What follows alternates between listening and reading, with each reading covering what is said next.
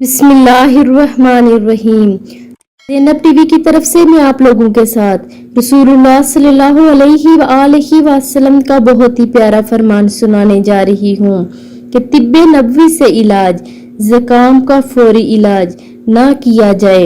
रसूलुल्लाह सल्लल्लाहु अलैहि वसल्लम ने फरमाया, हर इंसान के सर में एक जज़ाम यानी कोड़ की जोश मारने वाली एक रग होती है।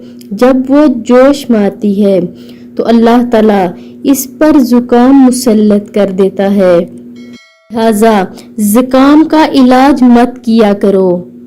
इसका फायदा ये है, डॉक्टर हजरात भी जुकाम का फौरी इलाज बेहतर नहीं समझते, बल्कि कुछ दिनों के बाद इलाज कराने का मशवरा देते हैं।